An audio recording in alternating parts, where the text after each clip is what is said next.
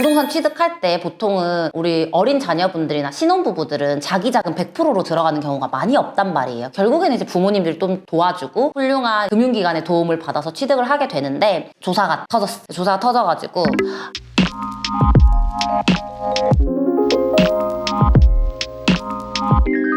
안녕하세요. 오늘은 우리나라 부모님들이라면, 부모와 자녀분들이라면 관심 있어 하시고 좀 어려워하는 주제인 증여세에 대해서 한번 알아보려고 하는데요. 요즘은 워낙 이제 증여세 조사 나온다 이렇다 해서 관심 있는 분들은 증여세의 기본 개념이나 기타 대응 방안들은 잘 알고 계신 것 같아요. 상담을 오시더라도 기본적인 라인은 어느 정도 잡고 오시는 것 같긴 하더라고요. 오늘은 조금 더 편안하게 실무적인 이야기를 담아보려고 하는데요. 실제 증여세 조사가 들어오거나 제가 대응을 하거나 경우에 어떤 식으로 이루어지는 건지, 아니면 우리는 기타 어떤 방향으로 준비를 좀 해야 되는 건지 좀 편안한 분위기에서 한번 이야기를 해보려고 합니다. 많은 분들이 증여는 수십억 자산가들만 하는 거 아니야? 라고 생각하시지만 요즘처럼 자산 가치가 이제 급격하게 변동하는 시기에 증여는 더 이상 부자들만의 전유물이 아닙니다. 부자들의 기준이 뭐 절대적 숫자는 없겠지만, 제가 지금이 우리가 벌써 26년이죠? 작년 기준, 그러니까 25년 기준으로 했을 때 증여세 조사가 굉장히 많이 나오기도 했고요. 또 되게 많이 제가 하기도 했어요. 조사를 많이 했는데 물론 저의 개업 지역을 보면 아시겠지만 서울 경기권과는 조금 많이 떨어져 있는 곳에 이제 제가 부산에 개업을 해서 일을 하고 있지만 서울 경기 기준으로 수십억 부자들만 증여 조사가 나오는 건 아니거든요. 그래서 이제 좀 에피소드를 간단하게 좀 소개를 드리려고 해요. 첫 번째는 작년 그냥 기준으로 생각나는 거 한 몇 가지만 말씀드려 볼게요. 증여세 조사 대상 선정에서 조금 억울하거나 약간 이런 경우에도 증여세 선정이 될 수 있네 하는 경우가 좀 있었어요. 일단 언제 증여세 조사 대상이 우리가 오를 수 있냐, 이거는 대부분 좀 아시는 것 같아요. 부동산 취득할 때 라고 바로 나오시거든요. 즉 부동산 취득을 하면 소유권 이전이 되면서 나라에다 보고가 들어가잖아요. 그러면 그 부분에 대한 취득자금 출처가 나온단 말이죠. 취득자금 출처가 이것도 많이 나오는 게 아니에요. 그러니까 25년 기준으로 했을 때는 조사 기간 대상이 뭐 거의 4, 5년치가 거의 풀 채워서 나오는 경우가 많았는데, 작년 기준으로 봤을 때는 18년도에서 19년도 시작해서 23년, 24년도 마무리되는 그 기간까지 통 기간을 보더라고요. 그러면서 이제 증여세 자금 출처 조사나 아니면 부동산 취득했을 때 그 조사가 종합적으로 나오는 경우가 많았고요. 조사 대상 선정이 나는 아니겠지라고 이제 하는 좀 안일한 마음을 가질 수 있는데, 여러 가지 기준에서 여러 가지 상황에서 어떻게든 선정에 걸릴 수가 있다라는 경우를 일단 말씀드리고 싶었고, 그리고 뭐 예를 들어서 프로젝트들이 있잖아요. 조사 대상 선정되는 게 당연히 혐의점이 있으면 좀 조사가 빡빡하겠고요. 예를 들어서 뭐 이런 거죠. 양도가액이 부모님이 어떤 한 물건을 팔았는데 양도가액이 엄청 높은 거예요. 그럼 그 양도가액을 받아서 부모님들이 분명히 생각을 하겠죠.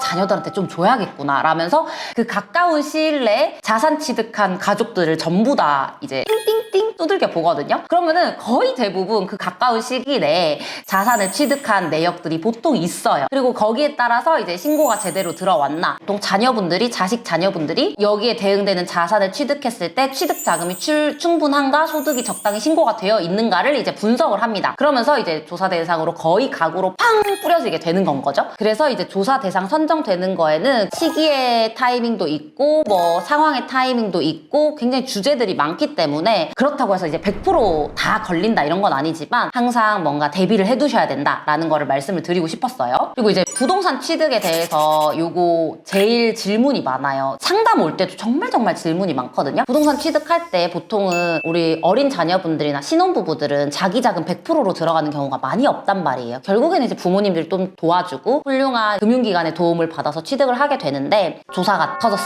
조사가 터져가지고 제가 그 부동산 취득으로 안 그래도 온 거에, 그러니까 중점적으로 보는 테마들이 있거든요. 그래서 그거 안 그래도 주택 취득에 대한 거였는데 가지고 오셨어요. 내가 이거 부모님한테 빌려서 쓴 돈으로 해서 알고는 있어요. 뭐 무이자로 했을 때 뭐 2억 뭐 1,000만 원 요 정도까지는 무이자로 해도 인정이 된다 해서 차용증을 썼는데 이걸로 해서 좀 어떻게 안 되겠냐 해서 가지고 오셨어요. 그래서 그 내용을 봤어요. 근데 일단 자산 취득 시기가 2020년도였고 2020년도였는데 우리는 이제 2025년에 2020년에 대한 내용을 이제 조사하는 거를 대응을 해야 되잖아요. 그래서 차용증을 봤는데 그 금액도 한 2억 2천 라인이었거든요. 충분히 뭐 무이자로 뭐 했을 때 조금 수습이 가능한 거였죠. 근데 이제 자료를 딱 봤어요. 근데 2020년 취득해서 썼다고 차용증을 썼다고 하기에는 종이가 너무 깨끗해요. 오래돼 보이지 않고. 그래서 제가 이걸 말씀을 드렸어요. 자, 거기다가 이제 공증이나 뭐 내용 증명, 우리가 실제로 말하는 확정일자나 내용 증명, 공증 이런 거 객관성이랑 신빙성을 이제 갖추기 위해서 받아두라고 하잖아요. 그것도 없어요. 그러니까 딱 봐도 내가 봐도 뒤늦게 작성한 차용증인 것 같더라고요. 사장님 이거 이제 나중에 이제 작성하셨죠? 이거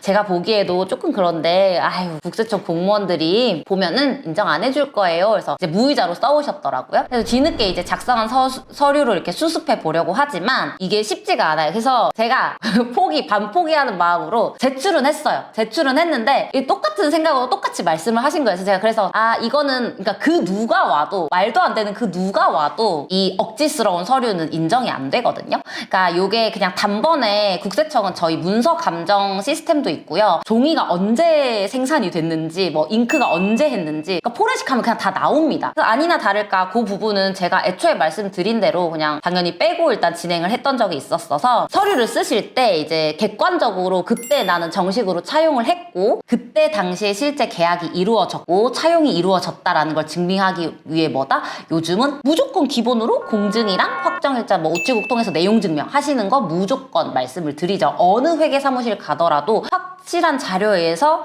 증여가 아니라 차용이다라는 거 준비를 확실하게 해두셔야 되는 거죠. 그리고 여기에서 이제 조금 더 연장선인데요. 서류 준비는 했는데 조사했을 때 작년에도 마찬가지로 인정이 안 된 부분이 있었어요. 서류는 만약에 이제 공증이랑 내용 증명도 다 받았고 서류는 완벽하게 꾸며놨어. 이미 증여할 때 상담을 좀 받아가지고 객관적인 서류나 이런 것들은 다 준비를 해놓은 거지. 했는데 이것도 똑같아요. 일단은 차용한다는 건 내가 빌린 거잖아요. 증여 신고를 한 게 아니고 빌려서 나중에 내가 갚아야 되는데 상환 능력이 없어. 그러니까 그분이 차용증 내용에 나와 있는 원금이나 이자를 상황에 따라서 경우에 따라서 못 갚을 수도 있고 연장이 될 수도 있고 뭐 하잖아요. 근데 그거를 고려해 보더라도 그 현재 시점으로 기준을 했을 때 소득 과거에 신고 들어간 거랑 앞으로의 내가 직업이 어때서 소득이 어느 정도 발생이 될지 상환 의지가 얼마나 있을지 전반적인 상황을 고려해 봤을 때 현재 직업 상태도 보고요. 나이도 보고요. 결혼 유무도 보고요. 종합적으로 고려를 해봤을 때 이거는 사실은 서류는 참 객관적으로 잘 꾸며놨으나 상환 능력이 있을 만한 것으로 보이지 않는다 라고 했을 때 아무리 서류를 잘 꾸며놨어도 국세청에서는 증여로 간주를 합니다. 이거는 제가 작년에 똑같은 경우인데 일단 아무리 대응을 한다 하더라도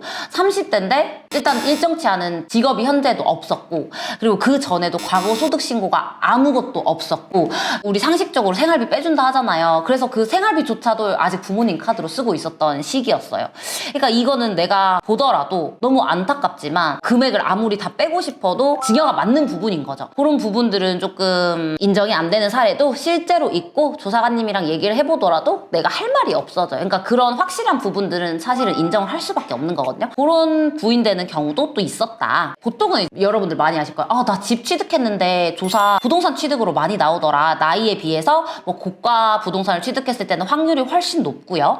그 다음에 취득은 아닌데 조사가 나오는 경우들이 있어요. 작년 기준으로 생각해 봤을 때 우리 증여세는 포괄주의를 취하고 있기 때문에 많이 생각하시는 이제 부동산 취득이 아니더라도 부가 저가로 이동을 하거나 무상으로 이전되었을 때 그 보여지는 모든 것들에 대해서 세금을 매길 수 있거든요. 작년에 60대 사장님이셨는데 거기도 이제 가구 전체로 나왔었는데 집은 하나 그냥 원래 사는 집 거주하고 있는 집만 있었고 그게 맞잖아요. 5, 60대 거주하고 있는 집 하나로 해서 조사가 나온다? 그래서 부동산은 없었어요. 보니까 예금이 너무 늘어난 거예요. 통장 잔액이 너무 늘어난 거예요. 그 다음에 몇 년간 통장 잔액이 늘어났고 거기에서 이자소득 예금 많으면 이자소득 받으니까 이자소득 2천만 원 넘어가면은 우리가 종합소득세 종합과세 신고를 하잖아요. 이제 신고하는 거를 역산해봤을 때 예금액을 추정해 보니까 이 정도 늘어났고 여기에 따른 재반되는 소득이 얼마나 신고가 들어가고 비교해 보니까 거기에 대한 차이가 이제 나가지고 국세청에서 조사가 나왔더라고요. 그래서 그렇게 역산을 해서 했을 때 그 자금 비는 자금 원천은 어디에서 왔냐? 돈이 흐르잖아요. 돈은 이쪽으로 새고 저쪽으로도 새고 하니까 계속 돌아가니까 뭐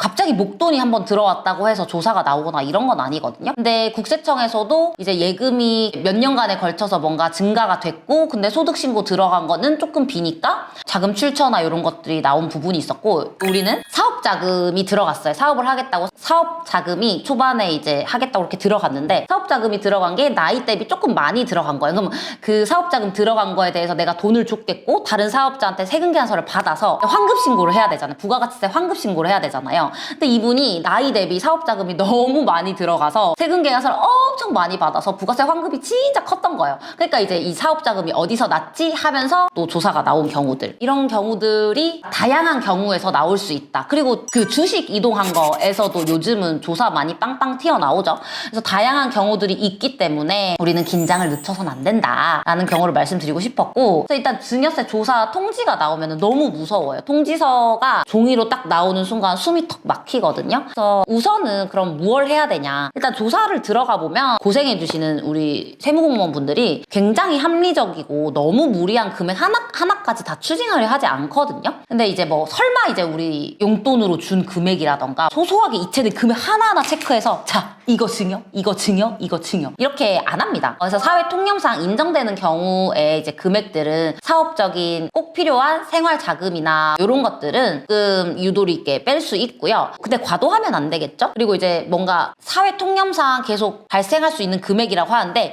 이게 만약에 조금씩 모아가지고 자산 취득에 이루어진다. 그러면 또 증여세 추징이 될 수는 있어요. 근데 요거는 완전 법으로 뭐 얼마 기준 그런 부분이 없기 때문에 요거는 우리 국세청이랑 이야기할 때 굉장히 합리적이고 무리하지 않는 선에서 증여 가액을 산정할 수 있고요. 조사를 해보면요. 우리한테까지, 저희 세무대리인들한테까지도 말 안 하고 세무공무원들을 속이려 하는 분들이 계세요. 인적사항이나 이런 것들은 워낙 이제 시스템이 좋다 보니까 잘 파악을 하거든요. 그러니까 검색 한번 두들기면 가족관계, 며느리 사이까지 그냥 싹 나와요. 그리고 이제 주위의 이름을 빌려서 뭐 돈을 이렇게 돌려서 온다거나 몇 번 이렇게 걸쳐서 쑥 들어온 내역들까지 뿌려져 있다고 하더라도 그 패턴을 너무 잘 읽기 때문에 다 파악해서 던져줘요. 그러면 이 내용을 보면 진짜 할 말이 없어져요. 그렇기 때문에 속이려 하면 안 되고요. 오히려 이런 정직하지 못한 이미지로 우기면 조사 기간이, 조사 결과가 더욱더 불리하게 작용될 수 있거든요. 그래서 세무대리인들의 도움을 받아야 됩니다. 전문적으로 아무래도 세금 부분에서는 좀 더 유연하게 문제를 풀어갈 수 있는 전문가의 도움을 받는 게 맞고요. 문제 해결을 위해 접근하는 방식이 아무래도 납세자분들과는 다르단 말이죠. 그리고 이제 조사 시에 억울한 것도 있겠고 뭐 어필하고 싶은 것도 있겠고 하겠지만 말씀을 많이 하시는 건 크게 도움이 되지 않습니다. 그래서 꼭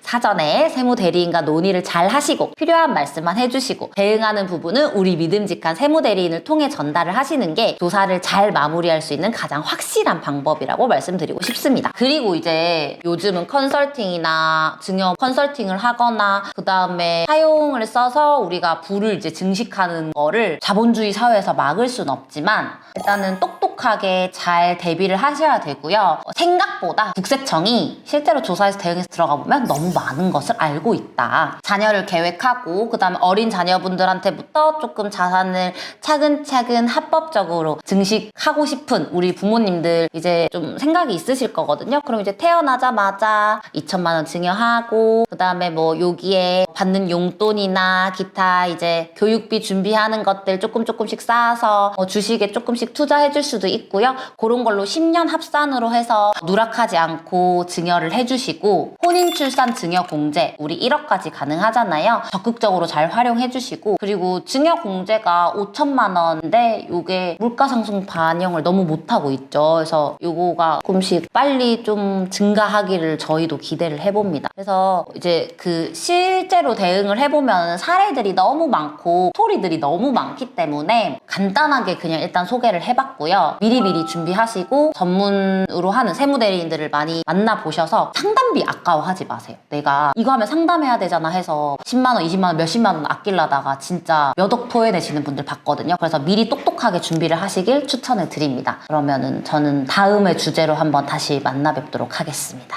다들 고생하셨습니다.